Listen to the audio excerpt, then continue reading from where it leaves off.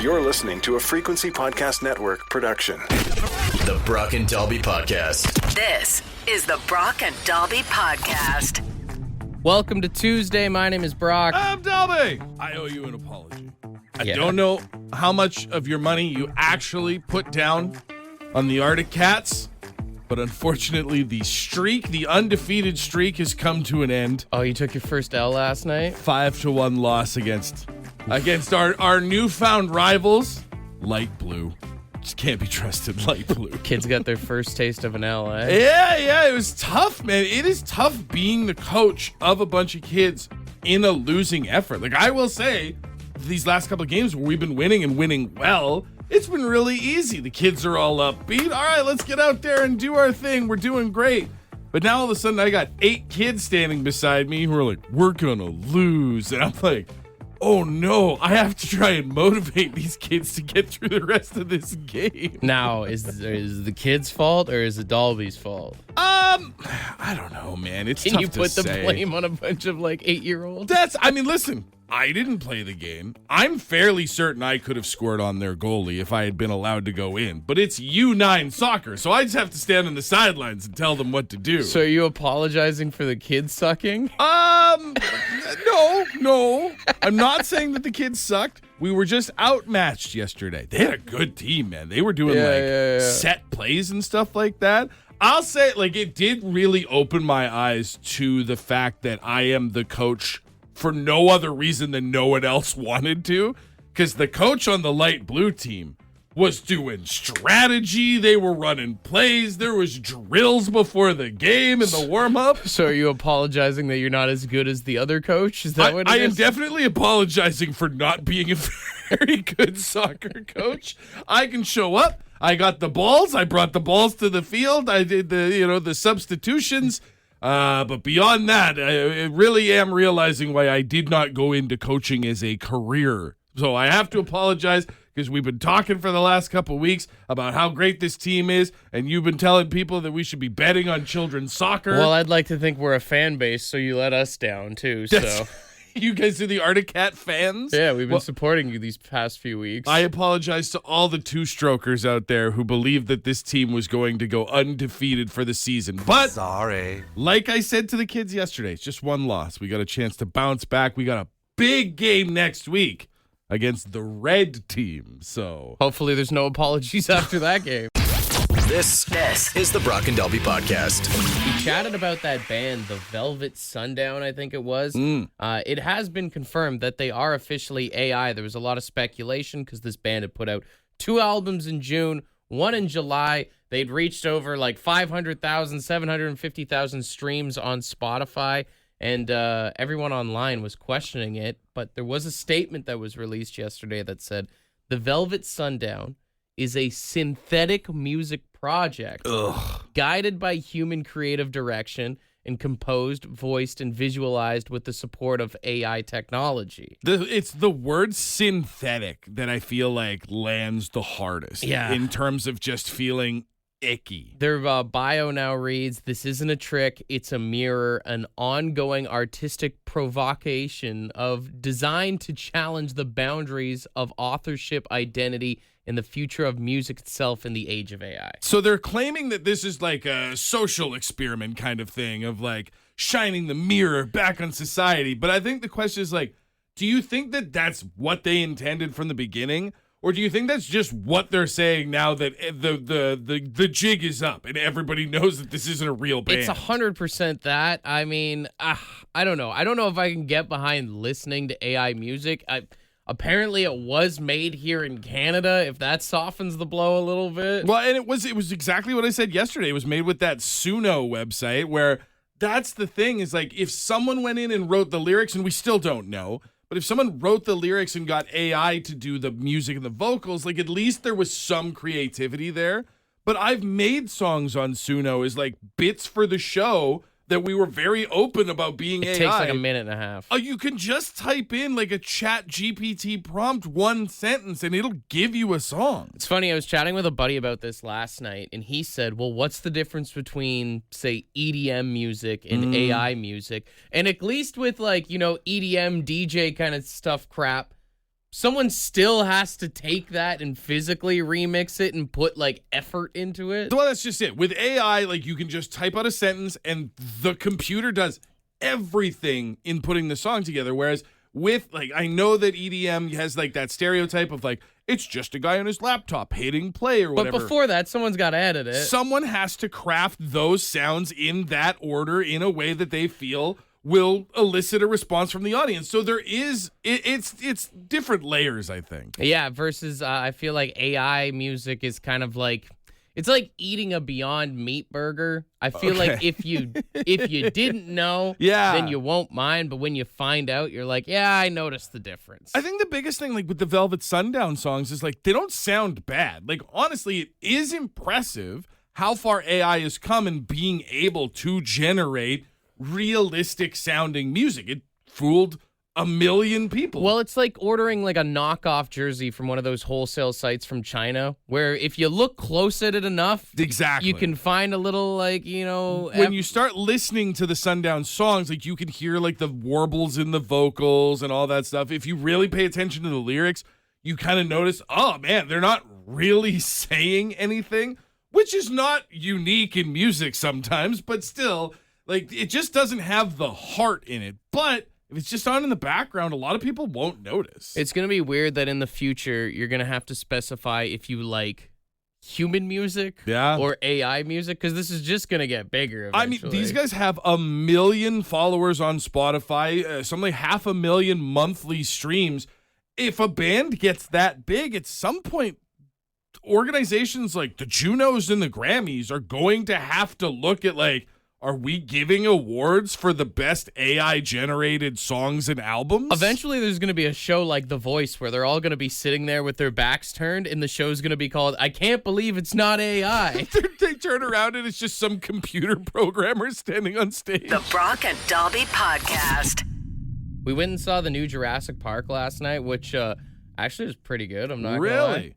I saw the trailers for it, and I was not moved. But I haven't been excited for a Jurassic Park. They've let me down too many times. Well, the whole plot of the movie, not to give anything away, I guess. Spoilers. Is that, like, they go back to the island, and they're trying to find DNA to, like, help save mankind. Oh, yeah. It's something like there's a plague of some sort, right? Yeah, okay. Which made me think, like, you live in this world where they were able to recreate dinosaurs, but they still hadn't found a cure for cancer or anything like that. So now not only do you live in a world where dinosaurs are a real threat to human survival, but also everyone is sick. Yeah. With a fatal disease. Yeah, we weren't able to figure out all these other advances in science, but we were able to get dinosaurs. We got velociraptors as far as the eye can see, but you still get the sniffles. Yeah, and I was just thinking, it was like, what a terrible universe to live in. Yeah, I mean, even if you go back to the first one where like they had just figured it out, you could be like, oh, okay, I understand.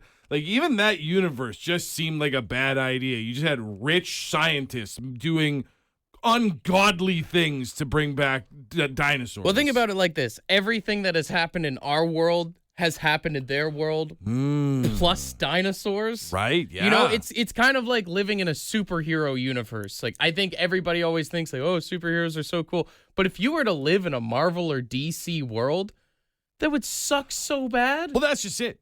Everybody envisions that they'll be Batman or they'll be Iron Man. But realistically, you'll just be who you are doing what you do. And there will be superheroes and supervillains constantly fighting overhead. Imagine paying $2,500 a month to live in some condo, and then all of a sudden the Hulk comes smashing through it. Like, he's just in your living room, and like, who's gonna pick up that bill? There's no way the insurance company's looking to pay that out. Yeah. Your car gets destroyed by a falling alien spaceship, and they're just like, well, shouldn't have parked there, I guess. I just feel like, you know, your insurance premiums would be so crazy living in that world. Also, just constantly in danger. Like, any Batman movie that's ever come out, Gotham City's riddled with crime. Nobody is safe to walk on the streets. Also, imagine what is it? Is it Avengers where Thanos does the snap and everyone disappears? Those people were just living their normal lives out in like rural farms and small towns all around the world and just disappeared. Well, imagine this: your missus disappears and you start a whole new life, and then all of a sudden she shows back up again. Right? It's a tough thing to explain. Those people were gone for 5 years. Realistically, many people in that universe moved on with their lives only to have it brought back very abruptly. And it's like, oh, good. The person I loved is alive again. This is messy now. You were in the midst of having a huge argument as a couple, and then she shows back up and she's like, and another thing. Yeah, she's still got that fire. And you're like, I've been over it. What are we talking about? This is the Brock and Delby Podcast. We got a lot of text coming in here at 762-555 of what would be the worst movie universe to be stuck in. A lot of people saying Mad Max. The Hunger Games is a big one as well. Someone said A Quiet Place. Oh, I would do so badly in that's the one, I've never seen it, but that's the one where, like, if you make noise, it attracts the monster. You have to shut up to survive. Dude, never mind even just, like, being an already loud and chatty kind of person. I creak when I stand up. Like loudly my knees crack. Are the monsters coming if I get off the couch? Imagine having kids in that universe. You couldn't. You just couldn't. There's no way. You'd have to sacrifice. The first time they cry, you just throw them outside. Just, nope. Can't have this anymore. Randy texted in the Purge universe because I'm too broke and couldn't afford to secure my house. And also, I feel like the Purge makes it look like it would be so easy to take part. But, like, most of us don't have that dog in them. You know, it's like, I'm only going to be a victim. I'm not going to take part in any of the purging. Yeah. And then, like you said, like, I don't know anything about home security. I have a Ring doorbell. It's not gonna protect my family. I think the best answer is someone said any movie that's a musical. Oh God. Imagine being trapped in like a high school musical universe where everybody communicates by singing. I think that's the only way that high school could have been worse, is if everybody had sang all of our problems and conversations and things like that. Like, I just, and then to take it from like a high school, like weird teenager setting, imagine going to the bank to try and apply for a loan. You got to do a literal song and dance. You got to do the whole soft shoe thing. And then he's got to sing. He starts singing. You hear like the emo tones going on. You're like, that's not a good sign. I'm not getting approved for this. Make it a step worse. We live in the Cats universe.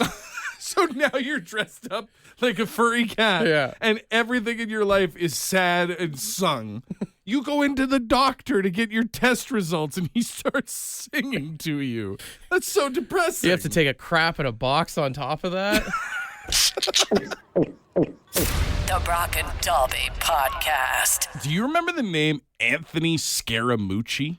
The Mooch? Oh, yeah. He was like one of Donald Trump's advisors and like communications advisors back in his first presidency. Well, he recently was on a trip to the UK and was being interviewed by some outlets there about like what he's been up to and what he's got going on. And he revealed an interesting problem that Donald Trump is apparently having in the White House and has had throughout his, well, now like 6 years or whatever it's been that he's lived there.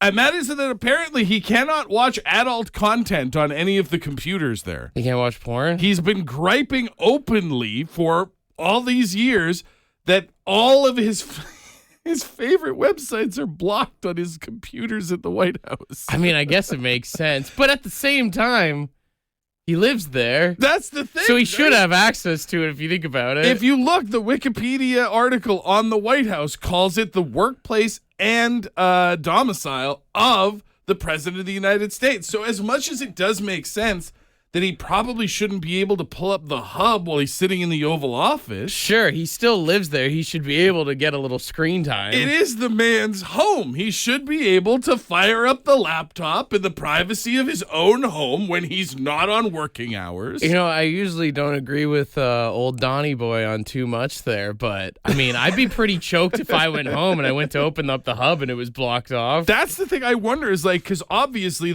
I say obviously, I guess I don't know, but I feel like they wouldn't have two separate internet setups for like the house side of the White House versus the office side, do you think that maybe like they have a special room set up in the living quarters, or it's like, all right, Don, there's no spyware. Are you saying, does he this have like computer. a crankdown station, basically? This computer has full access to the internet, and none of the other ones. That's just what the this red one. phone's for, is for him to let people know when he's having some alone time. He used to have that button, I think he still does, where he could push it in the White House and an aide would bring him a Diet Coke, like, immediately. Yeah. You think he's got, like, a separate hidden button under the desk and they bring him a private laptop? I don't... why would he need a laptop? I think he should just be able to go on his phone wherever he wants. Like a grown-up. Yeah. Who watches smut on a laptop anymore in 2025? I suppose there is something to that of, like, do you really need access on your work computer? You have a phone. Maybe a personal question, but does anybody actually bust out a laptop anymore? There's a reason why our phone screens are... I haven't used a laptop. I mean, I'm getting very personal now. We're learning a lot this morning. I haven't used a laptop in like 5 years, mainly because I have a work computer. But I was going to say, your only, like, computer is the work mandatory laptop, isn't Yeah, it? So, yeah, I imagine it has the same blocking software as Donald Trump has. yeah, when I need to, I don't know why I'm talking about this. I use my phone. And Donald Trump should be able to use his phone too. Honestly speaking. Does this not feel like the most humanizing thing you've ever heard about Donald Trump, though? Like, this is the most, like, celebrities are just like us. It's the They most have the I've ever same- related to the guy, They that's have for the sure. same problems that we do. Yeah. The Brock and Dalby Podcast. Are you ready for the craziest headline you're probably going to hear all week? Hit me. Boyfriend's deadly farts give girlfriend brain damage. What? Yeah, so there's a couple down in the States where a woman was actually diagnosed with brain damage for repeatedly inhaling her boyfriend's toots under the covers. Basically a deadly Dutch oven. That's insane. Yeah. Is this, like, from one night, or is it, like, cumulative over time? They assume that it was built up over a long time. If you believe it or not, doctors claim that the woman had hydrogen sulfide poisoning from the toots. That's so many farts you would have to ingest for it to have that kind of toxic effect. Doctors also claim that it is one of the strangest case in the first case that they've ever seen of something like this before.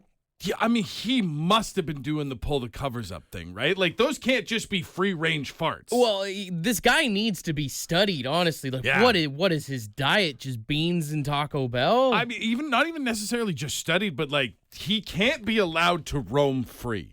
He's already struck once. He'll do it again. I We're guess all in danger. The even stranger thing is how didn't it affect himself? Is it one of those things where, like, you know... Fox doesn't smell its own hole kind Yeah, of thing. Yeah. yeah. At some point, he's been immersed in it his whole life. He's built up an immunity. We need that to be injected into the rest of us to keep us safe. The best part about the story is it did say that the lady is okay. After weeks of treatment, she did survive. They say that she's back at home now. They actually are sleeping in the same bed, but they do use separate blankets now. Dude, imagine going back to that situation. Like, I'm sure they must have a lovely relationship to be together, to go through this, to stay together. But I just feel like if I was with a partner who literally gassed me into the hospital, we can't come back from that. That's a bridge too far. Is that what they're talking about when they talk about gaslighting? Is that what that is? That's what it is. The Brock and Dalby Podcast. The Brock and Dalby Podcast. You know, after talking about that story, I think we could do bad puns since the headline was boyfriend's deadly farts give girlfriend brain damage. I feel like we can have a little fun with this here this morning. I mean, absolutely. Like, you could just say, boyfriend's deadly farts give girlfriend brain damage. It's the textbook definition of a toxic relationship. Boyfriend's deadly farts give girlfriend brain damage. The definition of silent but deadly. Boyfriend's deadly farts give girlfriend brain damage. They say love is blind, but apparently its sense of smell is just fine. Boyfriend's deadly farts give girlfriend brain damage. REM said it best. Love stinks. REM reference wasn't on my bingo card, but I love it. Boyfriend's deadly farts give girlfriend brain damage. At least she never caught wind of any infidelity or anything like that. I like that. Boyfriend's deadly farts give girlfriend brain damage. Fortunately, they didn't have a blowout and were able to survive the stinky situation. Was that fortunately? Fortunately. It's a bit of a stretch. I know. That was the perfect stretch. Boyfriend's deadly farts give girlfriend brain damage. Her family is devastated at how this is all being aired out in the public. The Brock and Dobby Podcast. Down the basement, lock the cellar door, and baby, talk dirty to me. All right, we've got $100 in Lotto Max tickets for tonight's jackpot on the line. We've got 3 contestants. We're going to put 10 seconds on the clock, and whoever can do the best dirty talk pretending that they are a car on empty this morning will win. $65 million jackpot tonight. 8 Max Millions up for grabs. $100 in Lotto Max tickets for our best broken down. Like, it's not necessarily broken down, but car on empty today. If you are not one of our 3 dirty talkers, you are a judge. So let us know who the winner is. We start on line 1 here. Hey, good morning. Who's this? Cheryl. Cheryl, are you ready to play? Talk dirty to me. Oh, yeah. Okay, we need you to pretend to be a car on empty. I will count you in from 3 to 1, and then the timer begins. Are you ready? Yep. All right, 3, 2, 1. Take it away. Hey, big boy. I am so thirsty for them love juices you can put in me so I can ride you all day. You have got such a hard rod to put inside. All right, Cheryl. You got really into character there. Have a glass of water, cool down a little bit. Woo. You gotta ad lib, right? Hey, you filled the time gracefully. Very well done. It's getting steamy in here. All right, stay on hold. Hot start. Don't you normally ride the car? The car doesn't often ride you. Well, Go to line 2 here. Hey, good morning. Who's this? Hey, it's Chris. Good morning. Are you ready to play? Talk dirty to me. I'm ready to play. All right, we got 10 seconds on the clock. We need you to be a car that is on empty in 3, 2, 1. Take it away. All right, baby, rev that gas pedal. We're almost there. Make me sputter. We're almost there. Keep stepping on me. Keep stepping on the pedal. Rev the gas. We're out. stepping on me. That was good. Keep stepping on me is something that's going to haunt my memories. Some people might be into that. Good job, man. Stay on hold, okay? Thank you. All right, okay. That was caller number 2. Let's go to line 3. Hey, good morning. Who's this? Mark, what do you think your fellow competitors of? Talk dirty to me. I don't think I can beat the first one. Oh, wow. Okay. All right. Well, hey, listen, you got a shot, right? You got to take your Yeah. chances. All right, we need you to pretend to be a car on empty. 10 seconds begins. In 3, 2, 1, take it away. Hello, baby. Come on. You can do it. We're almost there. Just a little more. I'm almost there. Come on. I'm fucking ready to go. Oh, Mark. Oh, man. I mean, the accent was a choice right off the bat. Yeah. But then it's a rule on the show. If you cuss, you're disqualified from the contest. You're out of the game. So, unfortunately, a shame bell for Mark. And we are down to... I mean, we still got 2 great competitors in Cheryl and Chris. Line 1 or line 2? I could go either way on this. I will say that I think Cheryl said more. You know what I'm saying? Like, Chris... I'm still stuck on the step on me line. Chris repeated himself a few times. I will say, though, with Cheryl's, hers did not make sense with the, writing of you. Yeah. That Right? one line... I don't know. I could go either way. What is the text line saying here? Text line's thinking line 2, honestly. There you go. All right. Well, Cheryl was a hell of a competitor, but if it's line 2, it's line 2. Are you still there, my man? Hey. Congrats, man. Hard over here. You get yourself a ding and a round of applause. and $100 Lotto Max tickets for tonight's jackpot, all right? Right on. Sounds great. If you do happen to win the big jackpot, you got some nickels and dimes for the fellas, or can you step on Dolby at least? Oh, hey, easy now. Oh, heck yeah, I can. I'll step on you for sure with some nickels and dimes. This is the Brock and Dolby Podcast. You send a text to us now. 76255. And I want you to text us anything on your mind. 76255. Oh, text us what you want. Can you ask us your questions? That was fantastic. All right, yeah, let's get it going. 76255. First question in here. It says, when does a cucumber become a pickle? I mean, I get it. You put it in a jar, it's a cucumber, and then you pull it out and boom, it's a pickle. I like this, making it sound like it's instant, like it's a baptism in the dill liquid. I think pickles are kind of like caterpillars or butterflies, rather. Right, yeah. And the cocoon is a delicious, salty brine. Yeah. And you just have to leave it in there and trust in the process for a little bit.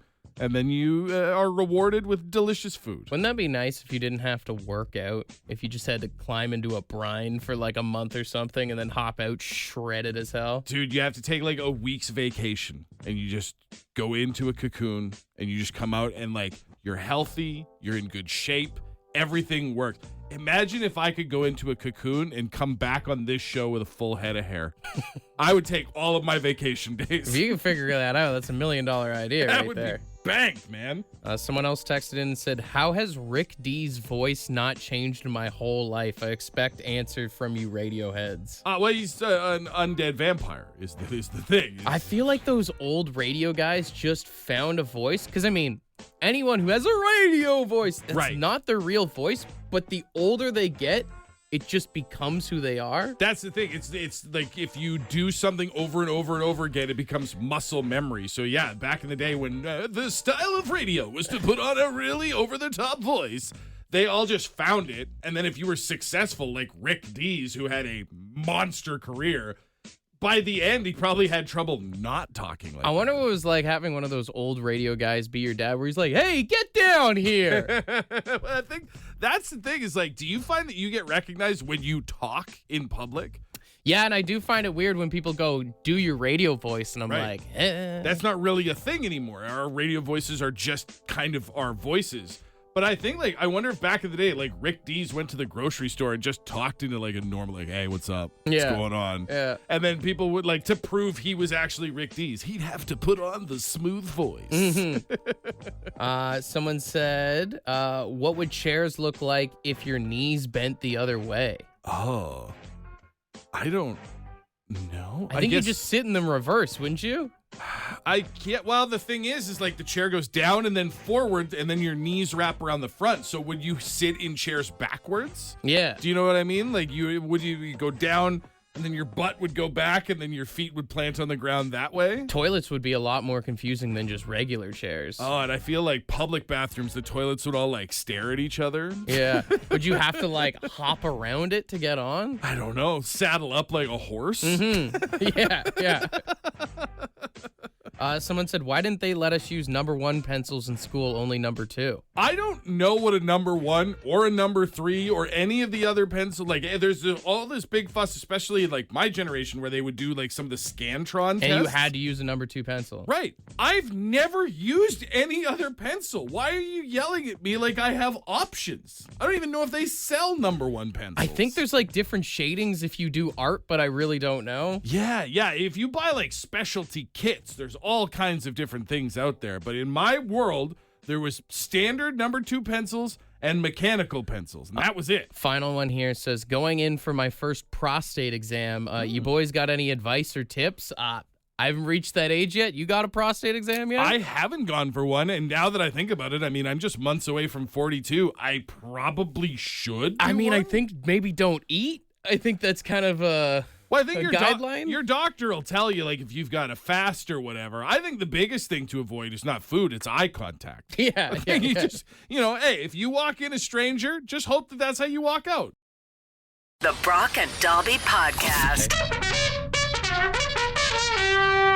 Ed's word of the day. Let's see what he's got. Good morning. Yeah, today's word is maxim. Yep, maxim. M-I-X-I-M.